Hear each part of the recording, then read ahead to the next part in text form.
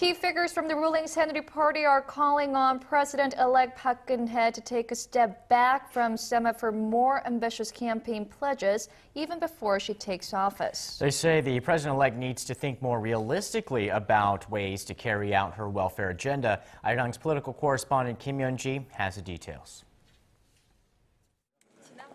Ruling party lawmaker Chung Mong-joon told a joint session of leading party figures Wednesday that President-elect Park's transition team should refrain from trying to fulfill all of Park's campaign pledges at once. The presidential transition team should not be bound by Park's campaign pledges, but should first set some priorities and then go about implementing them. To reinforce his point, Chung referred to Chicago Mayor Rahm Emanuel, former White House chief of staff to President Barack Obama. In his book, Emanuel said that if President Obama had implemented all of his campaign pledges, the U.S. would have gone bankrupt. So what is the main source of concern? President-elect Park is determined to keep her word and push for her welfare pledges without raising taxes.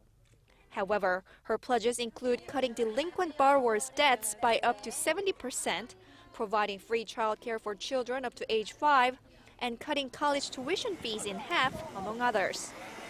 These pledges would require huge amounts of government funding. The ruling party Supreme Council member Shim Jae-chul has urged Park to think of ways to water down her multi-billion-dollar pledges. The party's floor leader Lee Han-gu, known as Park's mentor for economic matters, was the first to express concern. Lee said in December that Park would need to rethink some of her pledges once she got elected, sitting down with opposition lawmakers to modify them to reflect financial and other constraints. These arguments are, however, not well received by opposition lawmakers. Some opposition lawmakers strongly criticize the talks of not being bound by Park's campaign pledges, saying that it's irresponsible of the ruling party to discuss how to slow down implementing the pledges or possibly making changes to them before the launch of the new government. Representative Do Hwae-chan of the minor opposition Progressive Justice Party is one of them. If there were problems with pledges, the ruling party and Park Geun-hye should have modified them before making promises.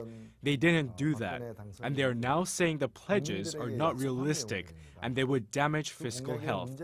It's like they made false promises to win the election. Meanwhile, the chairman of Park's transition team, Kim Yeon-ji, said Thursday that there won't be any changes to Park's pledges, saying that sticking to the original pledges is the right thing to do for people. Kim Yeon-ji, Arirang News.